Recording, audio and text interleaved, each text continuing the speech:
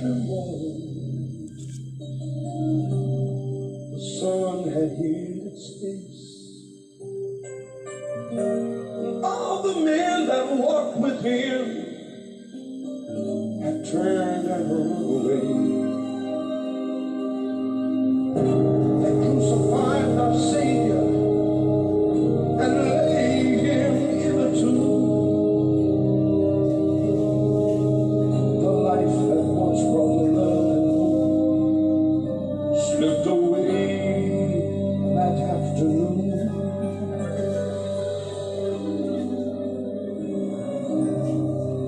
Satan gleamed with pleasure that day at Calvary, for he thought he had won a mighty victory.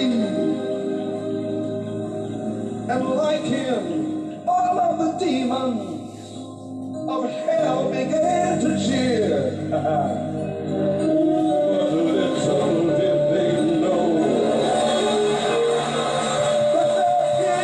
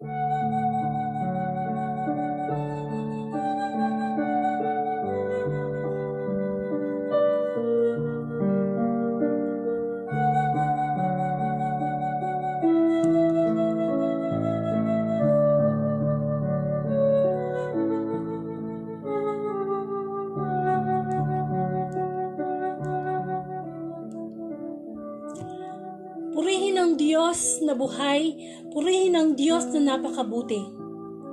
Sa bawat araw na ipinagkakaloob sa atin ng Panginoon, lagi nating ilagay sa ating isipan, handa na ba tayo? Handa na ba tayo sa mga pagsubok na darating sa bawat araw? Handa na ba tayo sa mga bagay na darating na hindi natin in-expect? Marami tayong pinaghahandaan sa bawat araw. Ngunit higit sa lahat, ang mabuting balita sa araw na ito, ang pinakamalagang paghahanda na dapat nating isinasa isip araw-araw. Tayo po'y manalangin sa ngalan ng Ama at ng Anak ng Espiritu Santo. Amen. Maraming salamat po, Panginoon. Ngayon po ay Thursday Gospel, ang pagninilayan namin sa pamamagitan ng iyong mabuting balita. Nawa, Panginoon, ang oras na ito ay napakahalaga sapagkat sa oras na ito, maghahari ka sa aming puso. Humingi po tayo ng kapatawaran sa ating Ama upang ang flow ng Banal na Espiritu ay manatili sa ating puso. Ama, patawarin mo po ako sa mga kasalanang nagawa ko sa nakalipas na oras. Sinabi, inisip, kinilos, naramdaman, patawad, Panginoon. Linisin mo po ang aking puso kasama si Brother Jeron Valles na makakasama ko po sa pag-share ng iyong mabuting balita. Panginoon, bigyan mo po kami ng kababaan ng loob, karunungan, katapangan sa pagpapahayag ng iyong mabuting balita. Hindi po ang kalooban namin, kundi lagi yung kalooban mo, yung gusto mo makapangyari. Kaya naman yung mga kapaguran na naranasan natin mula umaga hanggang ngayon, pagsubok o mayroon ka pang dinadalang problema, in Jesus' name, kinakasaot ko sapagkat ngayong oras na ito kapayapaan, pag-ibig, pag-asa, buhay na walang hanggan ang ino-offer sa atin ng Panginoon. Napakabuti ng Diyos, kaya marapat lamang na ibalik natin kahit sa simpleng pakikinig sa Facebook Live na ito, ang kanyang mga biyaya na ginawa sa buong maghapon. Patuloy kang kumilos, Panginoon, sa mga darating pang minuto. Ikaw ang manguna, ikaw ang pinagmamalaki namin sa Facebook Live na ito. Gamitin mo lang ang aking tinig, ang tinig ni Brother Jeron. Pero habang kami nagsasalita, bigyan mo kami ng kababaang loob, Lord. Wala kaming magagawa. Umaasa lang kami sa iyong kapangyarihan. Ang pagbaba ng Banal na Espiritu sa amin, lukuban mo kami, Panginoon, na ikaw yung makita, maitago kami sa liwanag mo. Maraming pong salamat, Panginoon, sa pagkakataong lagi mo kaming pinakakain ng iyong salita everyday. Ang lahat ng ito'y dalangin ko po sa anak sa pamamagitan ng Ama, kasama ng Espiritu Santo. Amen. Bigyan po natin ng parangal ang mabuting balita.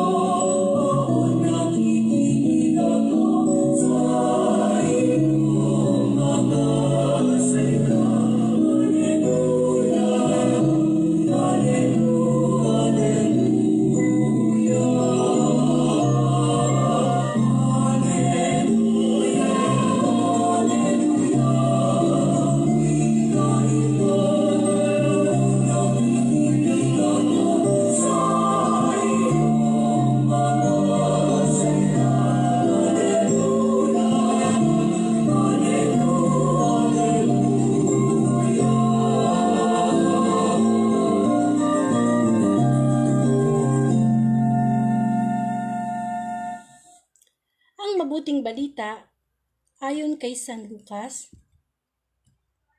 Papuri sa iyo, Panginoon. Kapag nakita ninyo napapaligiran na ng mga hukbo ang Jerusalem, tandaan ninyo, malapit na ang pagkawasak nito.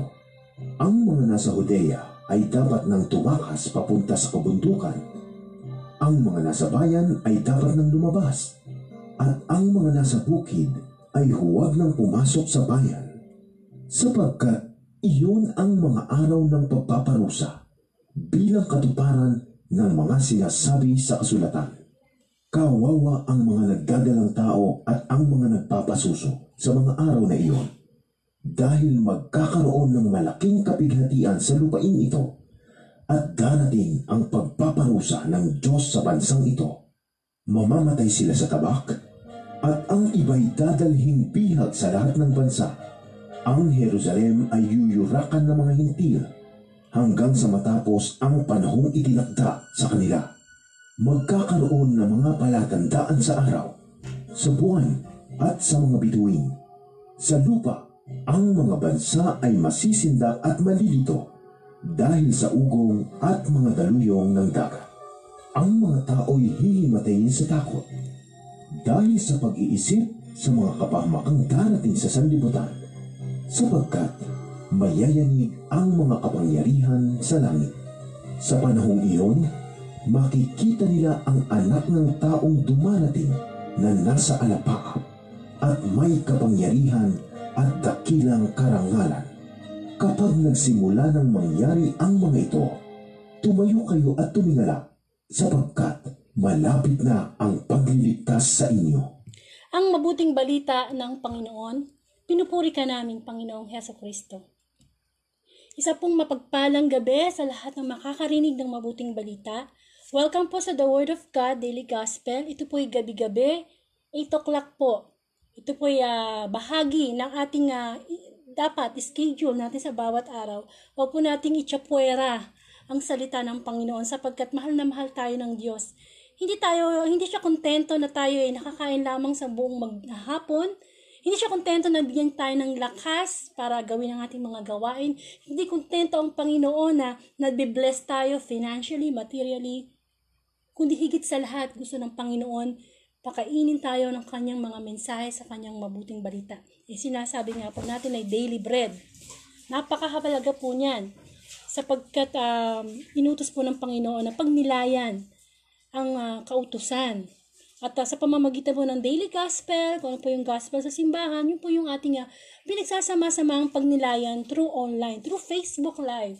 Sayang naman na Facebook mo kung hindi mo ginagamit para makarinig ng mabuting balita.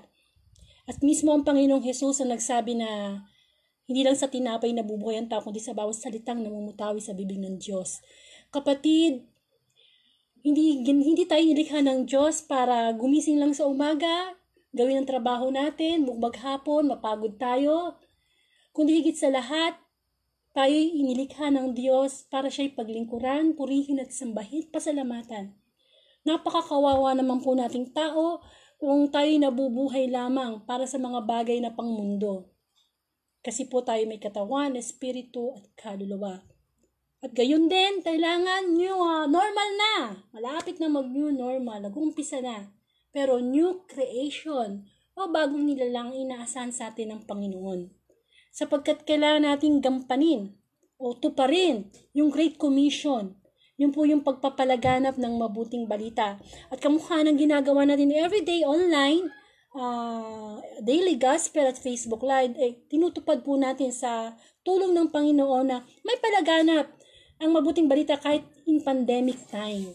Kasi talagang nag-boom lahat ng online selling, work from home, school online. Bakit naman hindi gamitin ng Diyos ang online sa Facebook para makarinig tayo kahit anong ginagawa natin, no? Maaring nakahiga ka na ngayon, kumakain. Ang mahalaga, yung spiritual mong tenga nakatutok sa mabuting balita.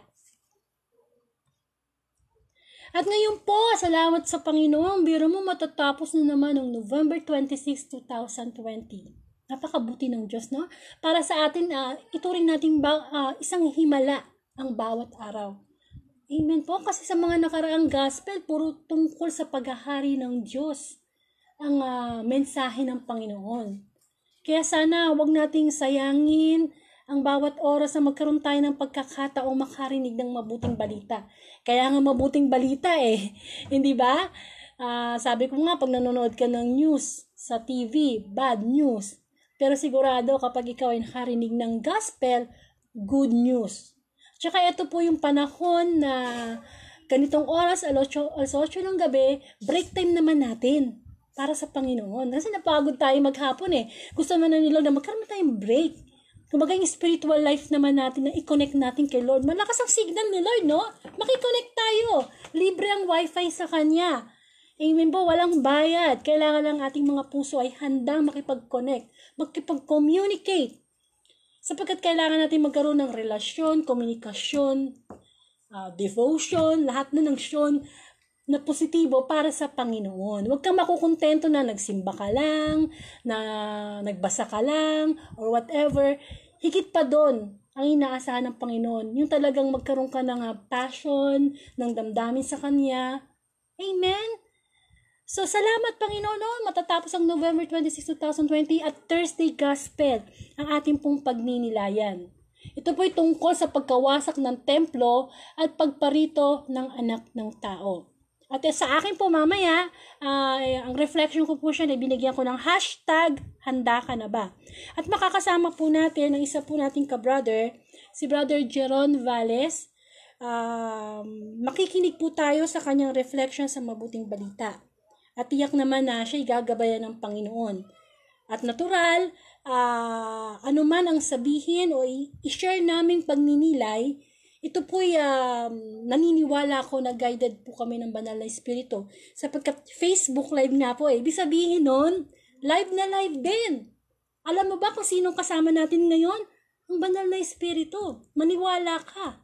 Sapagkat ang pananampalataya ay pananalig sa mga hindi nakikita. Sabi nga, magkasama yung dalawa, higit pa eh. Nandiyan ang Panginoon. Lalo pa kaya ngayon na nilalive natin ang buhay na salita ng Panginoon. Ang gusto lang ng Panginoon, magkaroon tayo ng kababaang loob. Napakinggan po natin yun. So, itatry po nating kontakin si brother. So, habang po tayo tumatawag sa kanya, magnilay tayo sa ating puso. Handa na nga ba ako? Ano ba yung mga dapat paghandaan? Amen po. Napakarami nating dapat paghandaan sa bawat araw. Pero nasasama ba po natin ang ating paghahanda sa Panginoon? So, yan ang sinasabi ko. Pagka live, talagang live din kung anong mga naririnig nyo. Yan. Kumo-connect pa lang tayo, no? So, Brother Jeron. Yan. Hello? Naku, mahina po. Mahina. So, pwede po mong tawag na lang po kayo sa cellphone. Mahina po. Mahina. Tawag na lang po kayo doon sa number kong ibinigay sa inyo. Kasi po mahina ang boses nyo sa messenger. Ayan, patawagin natin siya uli. Ayan. So, itutuloy ko na lang habang naghihintay tayo ng tawag sa kanya. Sinasabi ko nga po na sa bawat pagising po natin sa umaga, ano ba yung mga busy tayo na pinaghahandaan natin? Marami yan, no? Kanya-kanya tayong gawain. Merong iba dyan, nagmamadali kasi. Okay. Hello? Hello po. Good evening po. Naririnig po niyo ako? Mahina talaga. Teka lang po, patayin ko yung Bluetooth. Baka sakaling lumakas. Ayan, sige. Hello? O, sige, didikit ko na lang po yung cellphone ko dun sa para marinig po kayo. Sige po, pwede niyo na po kayong mag-introduce ng sarili niyo po at mag-start po ng inyong pagninilay. Naka-live na po tayo. Sige po, start na po kayo. Voice over lang naman po ito, no? Opo, voice over lang po. Sige po, voice over lang. Magandang gabi po sa inyong lahat, sa lahat po ng nanonood ng The Word of God sa FB Live Sisters. Magandang gabi po sa inyo. Hindi ko kasi makita. Ako po si Brother Balong Valles, ang head servant ng Imos Jesus sa Sarayno Community, isang charismatic healing ministry.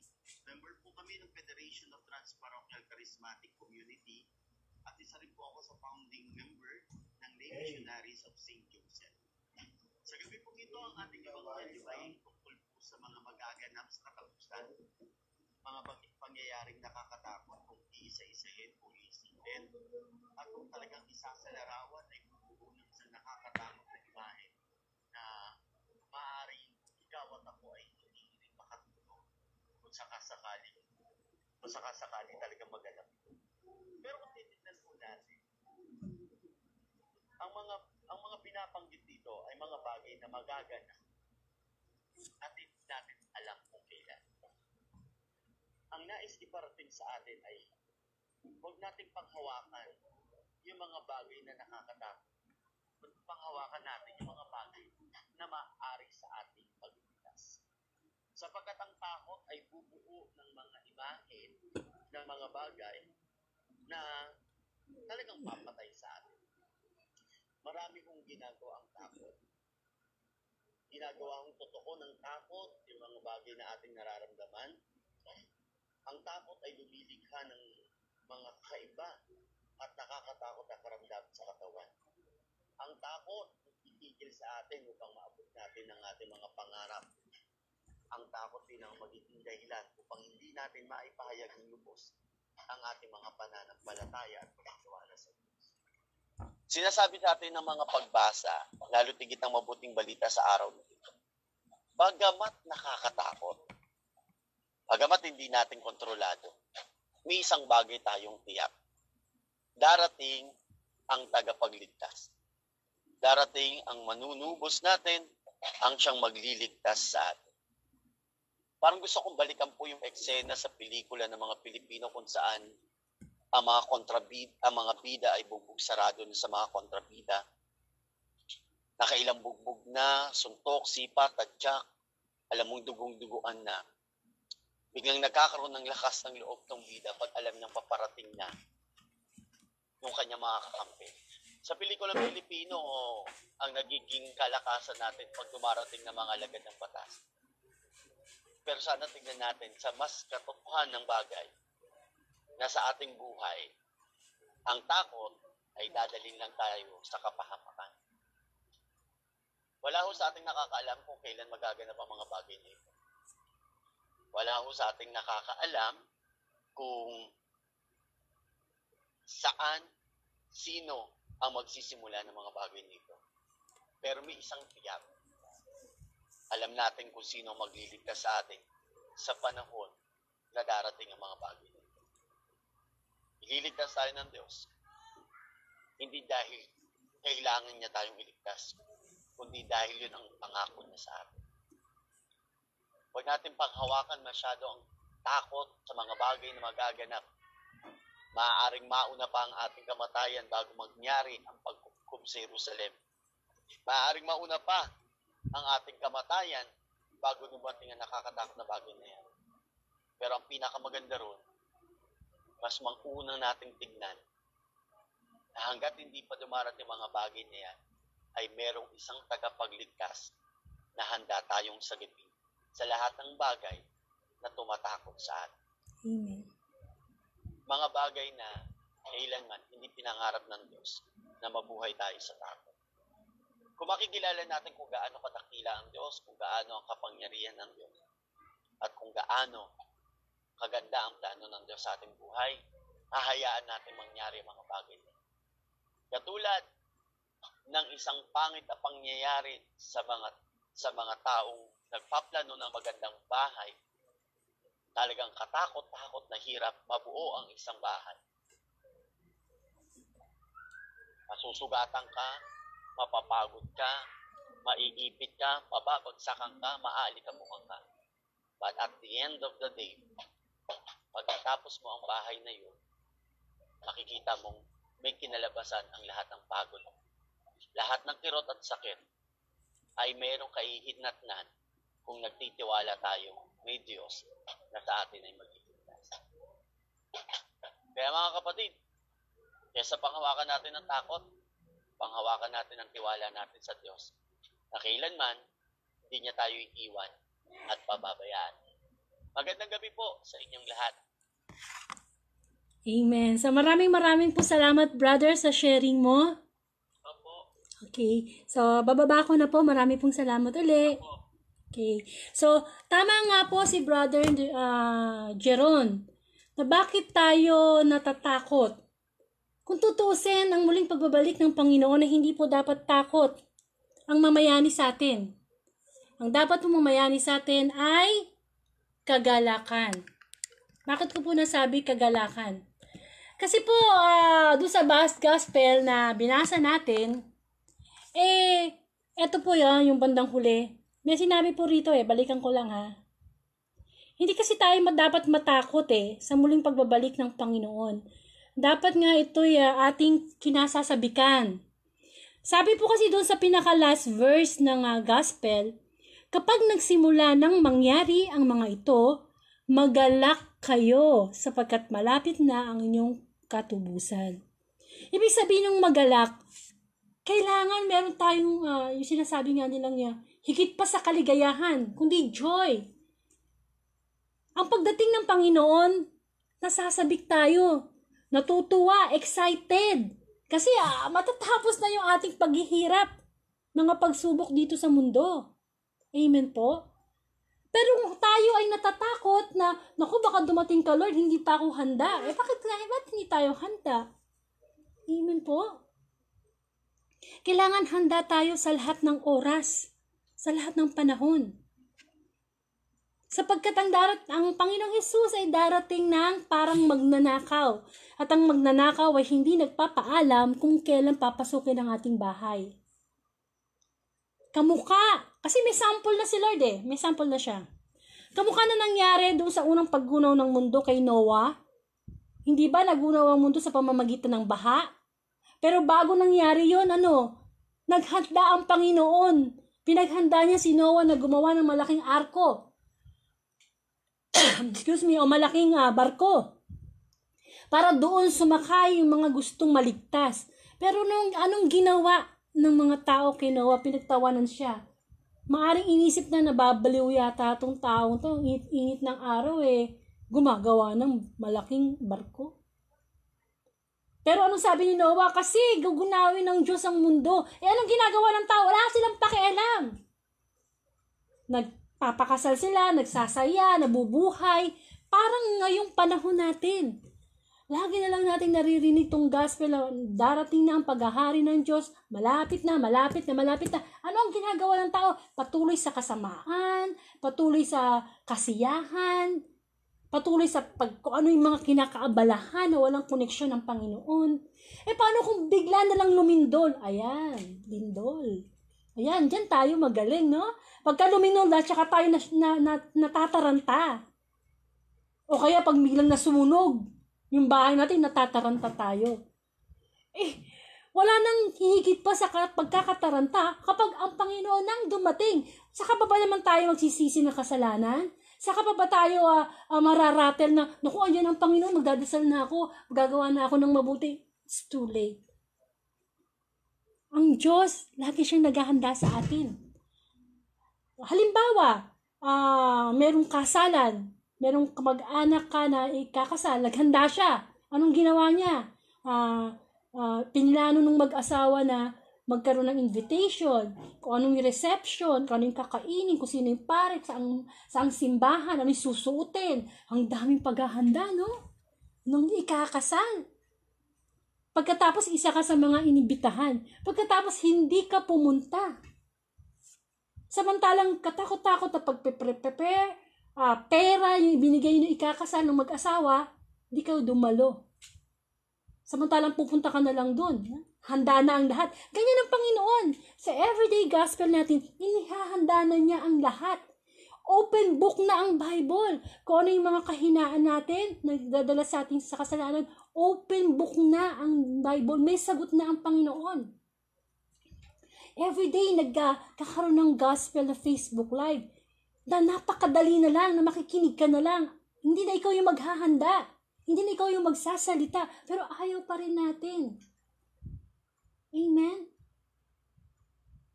Pag tayo nag-iimbita sa birthday, sa kasal, o ano man ang okasyon, iniimbita natin yung ating special na tao.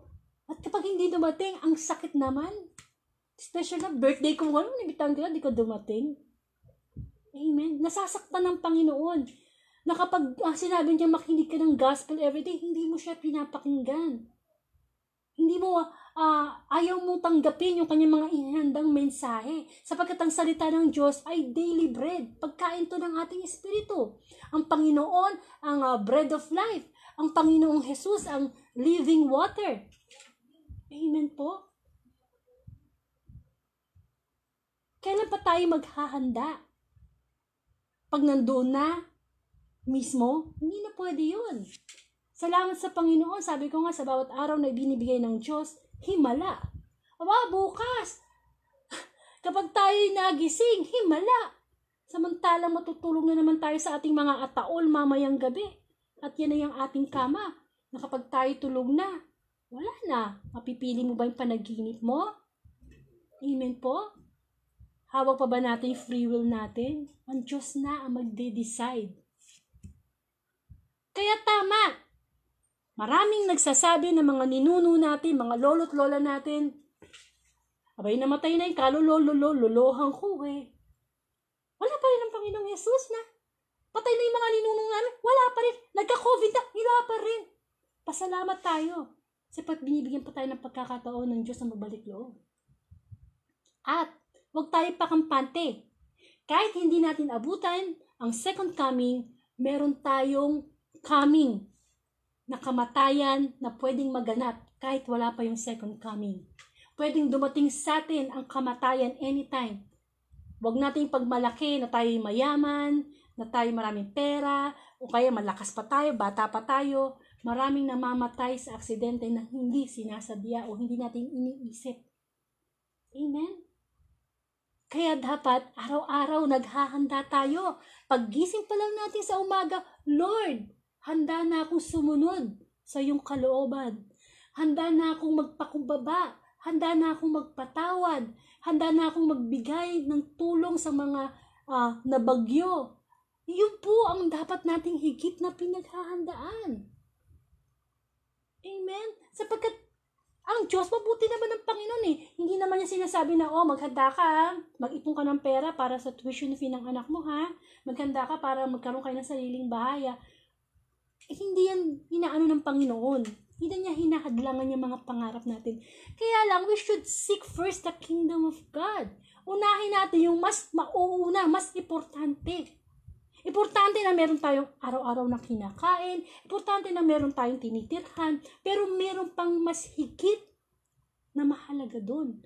At yun yung paghahanda natin sa ating totoong tahanan. At ano bang totoong tahanan natin? Dapat langit. Gusto mo bang magtira sa impyerno for the rest of your eternal life? Amen. Ito pong tinitirhan natin ngayon. Masamantala lang to. Wala naman tayong pagmamayari eh. Di po ba? Wala talaga. Temporary lang lahat. Pinapahiram lang. Kung minsan nga, pinagkakatiwala sa atin, pinagdadamot pa natin sa ating kapwa eh. Di po ba? Kung ano yung talent na binigay sa'yo ni Lord, kung hindi ka naman na-bless ng maraming pera, na-bless ka naman ng talent na magsalita para sa Panginoon. Na-bless ka na, tapos ka halimbawa ng doktor, pwede kang magbigay ng libreng operasyon. O yung di ba? Yung marami. Maghanda tayo. Kasi hindi to biro. Hindi, isa lang po yung ating kaluluwa. Kung hindi pa natin paghahandaan nun, nasa huli ang pagsisisi. Amen? Nasa huli. Lahat tayo naranasan natin salitang, ay, oo nga, no, sana di ko na ginawa yun. Di ba? Nasa huli ang pagsisisi. At ang pinuproblema ng tao ngayon, puro makamundo, purong pampamundo. Ang malaki nating problema sa buhay natin, hanggat wala tayo sa langit, ang laki ng problema natin. Kaya kailangan naghahanda tayo palagi. Sapagkat sa huli ng gospel, ano sabi? Magalak. Magalak tayo. Amen? Ang Diyos hindi siya nagkulang. Hinanda na niya lahat. Ibinigay niya ang kanyang buktong na anak para sa atin, tubusin ang ating mga kasalanan. Inihanda na niya ang mga salita niya sa pamamagitan ng Biblia, nakahanda na. Every day, pinapaalalahanan tayo ng gospel kasi nakakalimot tayo eh. Kahit huwag tayo magmalaki sa Panginoon, ay alam ko na yan, narinig ko na yan sa simbahan, yun nga, bakit tayo patuloy na nagkakasala kung alam na natin? Ang dyablo ay talagang walang gagawin sa buhay natin yan, kundi tayo'y tuksuhin. Ang dyablo na talunan na ay handang-handa na tayo'y siluin. Alam niya ang ating kahinaan at alam din niya ang laman ng Bible from page 1 to last page para makontra niya ang mga utos ng Panginoon. Kapatid, makinig ang may pandinig. Sa Bible, ni-reveal na ni Lord yung kanyang mga pangako. Kaya pag sumunod ka sa kanyang utos, yun ay may pangako. At pagkatapos ng pangako, may gantimpala. So, walang kalugi-lugi sa pagsunod sa Panginoon. Wala. Kung tayo ay may mga blessings sa ating buhay ngayon, ito ang pinaka-grand prize ni God. At yun ay ang langit. Na sinabi sa Biblia, hindi pa nakita ng mata, hindi pa narinig ng tenga, hindi pa sumagi sa isip ng tao ang inihanda ng Diyos para sa mga totoong nagmamahal sa Kanya. Hindi lahat ng tumatawag ng Panginoon ay papasok sa langit, kundi yun lamang sumusunod sa kalooban ng Diyos. Huwag nating gawing mababaw ang relasyon natin sa Panginoon, sapagkat bawat pagtibok ng ating puso, sa Diyos nagmumula. Amen po. Biro mo, kahit pa tayo yung pinakamatalinong tao dito sa mundo, nakaimbento ng ganyan, hindi ni-reveal ni God ang itsura ng langit. Nakita na natin, siguro sa iba sa inyo, may nakapag-around the world na. O kaya, kahit hindi ka pag na-around the world, nakakanood ka sa TV na, di ba? Pinapasyal tayo sa magagandang lugar. Nakita na natin pinakamagandang tanawin. Napapawaw tayo. Sana, nakapunta ako dyan sa bansa na yung ganda. O kaya, may masasabi na, naisip, nakita, narinig. Siguro narinig mo na yung pinakamagandang kanta o pinakamagandang, basta yung maganda sa pandinig mo. Pero sabi ng Panginoon, wala yan. Tuldok lang yan. Ang hinanda sa atin ng Panginoon, sorpresa. Pagdating natin sa langit, magugulat tayo, ganito pala yun? Hindi ko to nakita sa mundo Yun ang pagkamitihin natin. Kaya habang may panahon pa, maghanda na po tayo sa muling pagbabalik ng Panginoon. At sa araw-araw, ayan, no? So, yung pagbabalik or second coming ni Jesus Christ, talagang parang magnanakaw. Hindi natin alam. Pero, tayo binigyan ng free will ni God para maghanda na ingatan ang ating sarili. Kasi meron niyang kamatayan. Sinabi sa Hebreo, chapter 9, verse 27, minsan lang mamamatay ang tao at pagkatapos ay paghuhukom na. One time, big time lang to. Minsan lang tayo isinilang, hindi na tayo isisilang ulit pisikal. Pero pwede tayong isilang spiritual, pagtanggap natin ng banal na espiritu. Kumbaga sa mathematics, back tayo sa basic. 1 plus 1 equals 2. Yung 1, yun yung first coming natin nung tayo isinilang sa mundo. Yung plus 1, yun naman ang last goodbye natin sa mundo. Ibig sabihin, equals 2, yun yung second coming ni Jesus Christ. Pero yun nga, hindi naman tayo lahat. Minsan may nauuna na hindi na naabutan ng second coming ni Jesus Christ. Doon tayo sa plus 1, doon sa last goodbye. Ano ibig ko sabihin? Pwede tayong mamatay anytime. Pero pwede nating maingatan ng sarili natin para hindi maaga yung buhay natin. Hindi ba? Meron tayong kalayaan na umiwas sa mga bisyo. Meron tayong kalayaang umiwas sa mga pagkain nagdudulot sa atin ng mga cancer, ng mga diabetes. Pwede nating pahabain yung buhay natin kung alagaan natin yung katawan nating pisikal na templo dapat ng Espiritu. Amen? Kaya minsan kailangan mabuhay ka pa ng 60, 70 years old. Minsan 50 pa lang, namatay ka na. Bakit? Pinabayaan natin yung pinagkatiwala sa ating katawang lupa na dapat gino-glorify natin para sa Panginoon. Amen? Kung mamamatay tayo sa kamatayan, bago pa yung second coming, isa lang ang sigurado.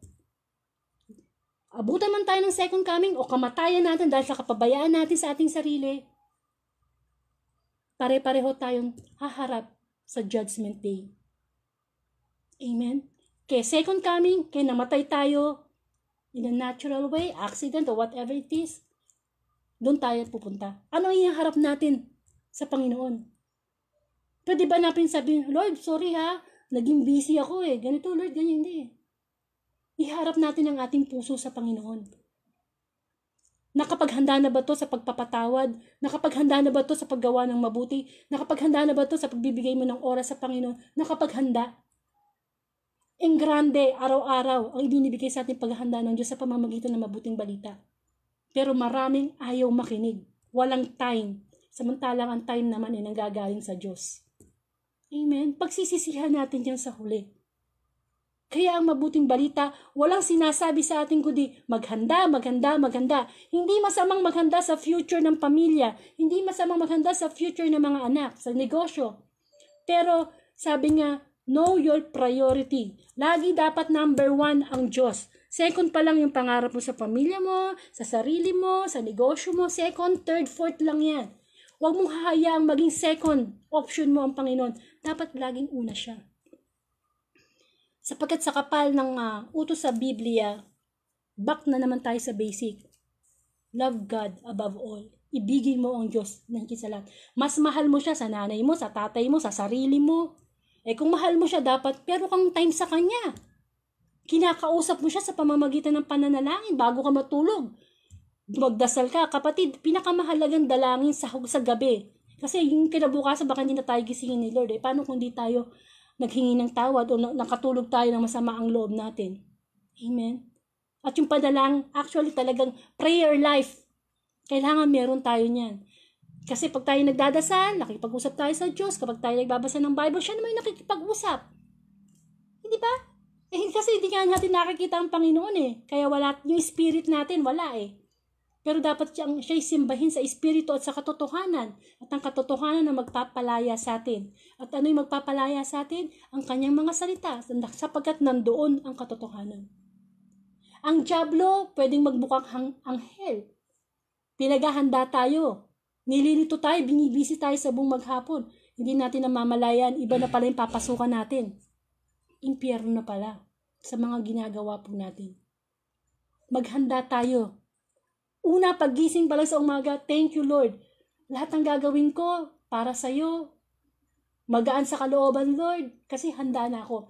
Para hindi ka nakakaba-kaba na anytime na kung anumang mangyari sa atin, mamatay man tayo, abutan tayo ng second coming, walang kaba kundi kagalakan. Kagalakan. Yun ang sinabi sa huli ng gospel, kagalakan, magalak tayo sa pagdating ng Panginoon. Kaya kung hanggang ngayon natatakot ka pa, magnilay ka na. Kasi yung takot galing yan sa demonyo. Ang ibinigay sa atin ng Panginoon ay espiritu ng katapangan at pagpipigil sa sarili. Handa ang espiritu, ngunit mahina ang laman. Kaya dapat naghahanda tayo. First priority mo, ang Diyos. Second priority mo, pamilya mo. Walang masama dyan. Pero kung magiging priority mo, kayamanan mo, profession mo, asawa mo, anak mo, nagkakamali tayo ng paghahanda. Salamat sa Panginoon sa pamamagitan ng Facebook Live na ito na araw-araw online, lagi siyang naghahanda. Gusto niya tayo na maghanda. Ayaw niya tayo mapunta sa impyerno. Ganyan tayo kamahal ng Panginoon. Ngayon, kung tayo naman ang umiiwas sa kanyang mga salita, wala na siyang pagkukulang. Pero tandaan natin, habang nabubuhay tayo, nag-uumapaw ang pagpapatawad at habang ng Panginoon. Ngunit kapag tayo namatay, kahit kumatok na tayo sa langit, hindi tayo pagbubuksan. Sasabihin ng Panginoon, sino ka? Hindi kita kilala. Pero kapag tayo ay talagang nagmahal sa Panginoon, aba, napakaganda ng inihanda niya sa langit. At sasabihin niya sa iyo, ikaw, isang tapat na alipin, pumasok ka sa aking kaharian, makisalo ka sa aking kagalakan. Amen? Sayang naman. Napakahirap, no?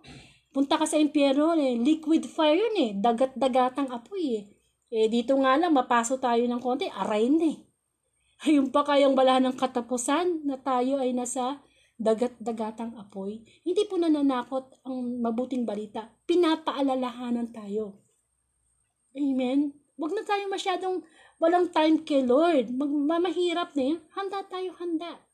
Maghanda tayo sa tapat nating paglilingkod, ihanda natin kababa ang loob natin, ihanda natin ang ating sarili para sa Lord.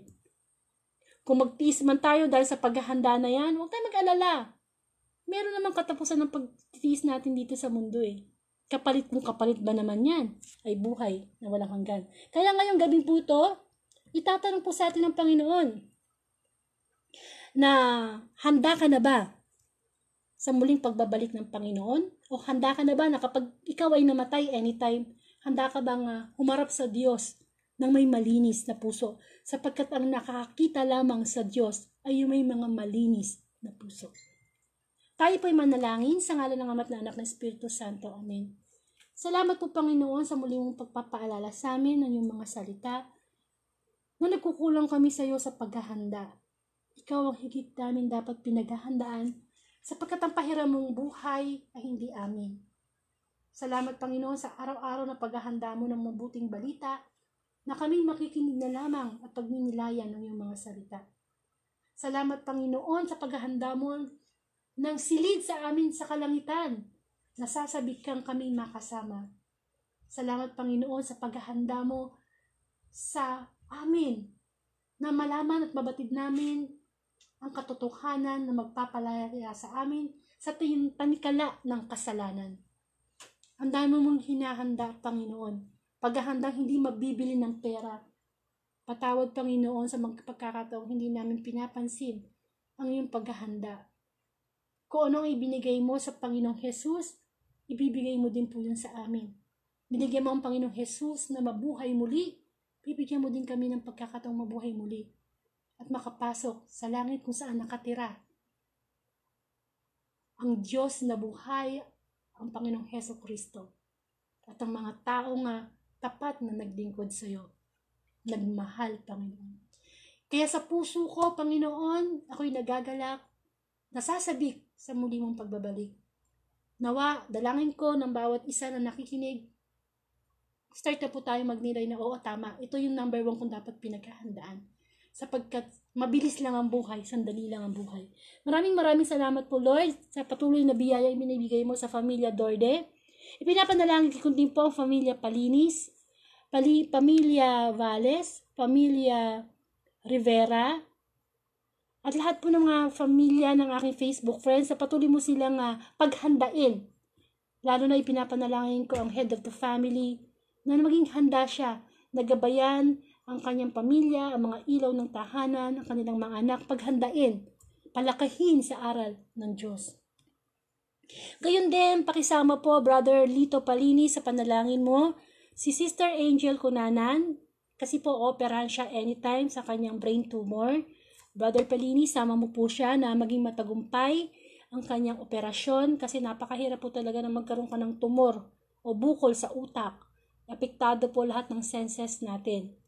At gayon din ang panalangin sa lahat ng mga karamdamin nating pisikal, lalong-lalo na po ng espiritual. Yan po higit na gustong pagalingin sa atin ng Panginoon. At si Sister Angel Cunanan, pangalawa na po kasi niya itong operasyon sa ulo. Karoon po siya dati ng first brain tumor, na-operahan po siya ngayon, second na naman. So ipanalangin po natin siya. Kailangan po ng kanyang kalakasan, most especially spiritually. Tayo po'y manalangin sa panalangin tinuro po sa atin ng Panginoon. Ama namin, sumasalangit ka, sambahin ang ngalan mo, mapasa amin ang kaharian mo, sundin ang loob mo dito sa lupa para na sa langit. Bigyan mo kami ng aming kakanin sa araw-araw, patawarin mo kami sa aming mga sala, para ng pagpapatawad namin sa nagkakasala sa amin. Huwag mo po kami pahintulot sa tukso, hadyan mo po kami sa lahat ng masama. Amen. Sa ngalan ng Ama at ng Anak ng Espiritu Santo. Amen. Ayan, konting announcement po. Marami pong salamat sa patuloy niyo pong pakikinig ng Facebook Live. Ito po yung ginagawa natin para sa Panginoon. At isa sa mga way nating pagpapasalamat sa Kanya sa buong maghapon na ibinigay niyang kalakasan. Napagod man tayo binigyan naman tayo ng break time ni Lord spiritually. Sabi nga fighting spirit. Pagod yung physical mo katawan pero yung spirito mo nagagalak. Yan ang mas mahalaga.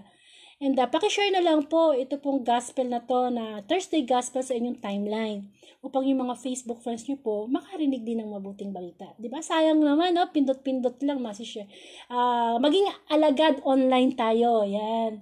Na i-share natin. O kaya punta po kayo sa YouTube channel ko. Ang Angelica Dorde. Nandun po lahat yung mga nakalipas na gospel na pwede nyo pong panoorin uli at i-share po sa inyong timeline.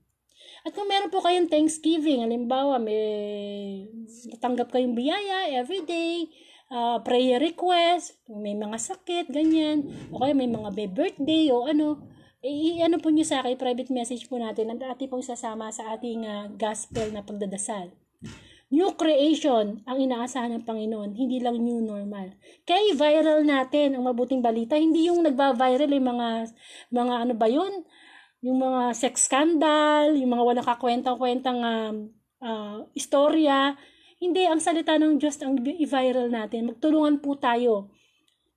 Ginagamit na po ako ng Panginoon para mag-gospel everyday. Ang matutulong nyo naman bilang nakikinig, i-share nyo po sa timeline nyo. Huwag nyo hayaang matulog kayo na hindi nyo na i-share. Parang ano yan pinakain kayo ng Panginoon, nakatanggap kayo ng pagkain, pakainin nyo naman yung mga kapatid nating uhaw na uhaw at gutom na gutom sa salita ng Panginoon. At gayon din po, yun po ang Facebook Live na ito ay alas 8 ng gabi.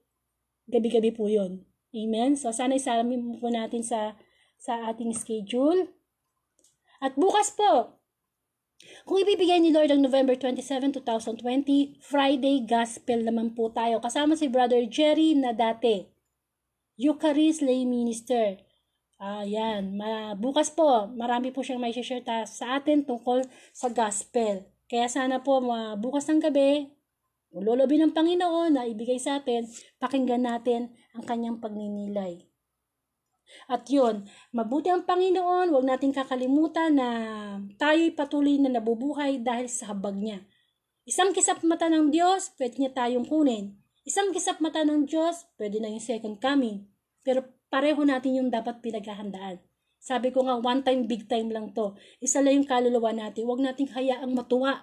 Ang diablong talo na, no? Talo na. Tapos, pag gising natin simula sa kamatayan, ay kasama natin siya. Nakakahiya. Amen po, na nakakahiya. Wala na talagang bawian yung pagka impyerno, kung langit. Tapat po tayong maglingkod sa Panginoon. Yun po yung pinakamahalaga na dapat nating ginagawa sa bawat araw. Yung katapatan natin sa Panginoon. Maglingkod tayo ng tapat upang sa ganon na mapaghandaan natin ang kanyang muling pagbabalik.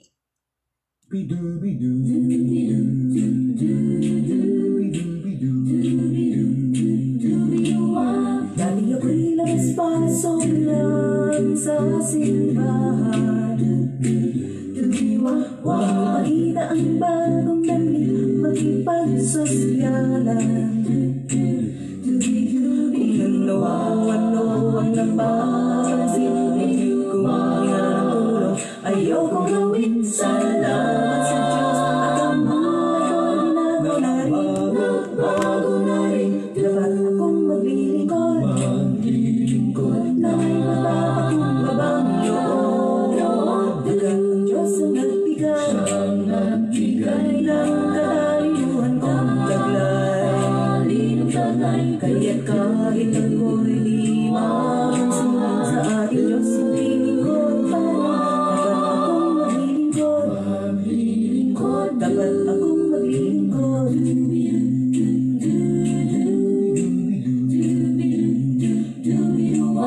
May mga taong naglilingkod para lang hangaan.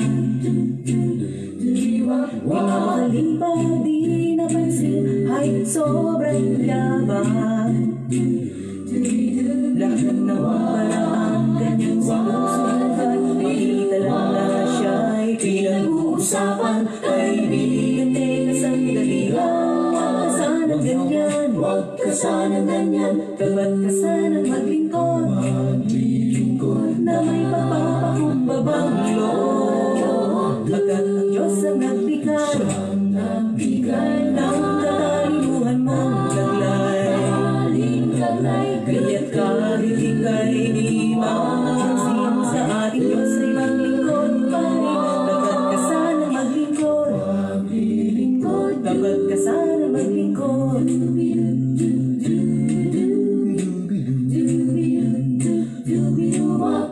Sa bawat araw iyong alalahanin, magmahal ng Diyos na bigay sa iyo. Bilang ganti ay karapat, dapat na siya ay paglingkuran mo. Nagtabangkay na sa iglesyang kinabibilangan, ipagkaloob at taglay ng lakas. Kung anong pangangailangan, pagpapalain ka ng Diyos sa wakas. Dapat na tayong maglingkod na may magpapakumbabang loob. Sapagkat ang Diyos ang nagbigay ng katalinuhan at taglay. Kaya't kahit tayo'y di mapansin, sa ating Diyos ay maglingkod pa rin. Tapat na tayong maglingkod. Tapat na tayong maglingkod. Tapat akong maglingkod. Tapat na sana maglingkod. Tapat na tayong maglingkod.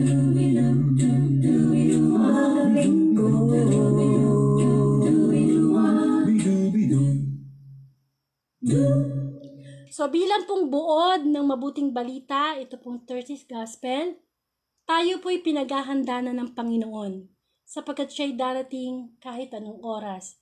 Kung hindi man natin abutan ng second coming, meron pong kamatayan tayo na anytime pwede tayo kunin ni Lord. Huwag po tayo magmalaki na tayo ay bata pa, tayo ay may pera, o kaya tayo ay ganito, ganyan. Ang kamatayan ay hindi namimili ng estado sa buhay. Paghandaan natin ang bawat araw kasi darating ang Panginoon na parang magnanakaw. Bigyan natin ng halaga ang kanyang paghahanda na everyday may gospel. Paghandaan natin, no? Para na sa ganun yung kagalakan nandito sa ating puso. At ang paghahanda sa pagdating ng Panginoon na hindi mababaw. Kailangan meron ka talagang relasyon sa Kanya. Minamahal mo siya, iniibig mo siya sa pamamagitan ng pagsunod sa Kanyang mga utos. Upang sa ganun, yung totoo nating tahanan, kasi yung mga tahanan natin dito, pahiram lang, apartment lang, di atin. Wala tayong pagmamayari, mahirap pa tayo sa daga. Lahat ng meron tayo, pinapahiram lang ng Panginoon. So kung yung gusto nyo pong marinig, yung mga nakaraang gospel, kasi tungkol lahat to sa paghahari ng Panginoon, sa paghahanda. Siyempre, unang gawin natin, magbalik loob tayo sa Panginoon, at sumunod tayo, isuko natin ang lahat. Amen? Pwede po nyo uling mapanood yan sa YouTube channel ko ng Angelica Dorde o kaya dito po sa timeline ko. Maghanda po tayo. Handa tayo sa Panginoon. Amen? Yan ang number 1 natin pong iisipin. Maraming pong salamat at bukas po ako ipagkakaloob ni Lord ang November 27 muli alas 8 ng gabi. Sama-sama po tayong magnilay sa mabuting balita. To God be the glory.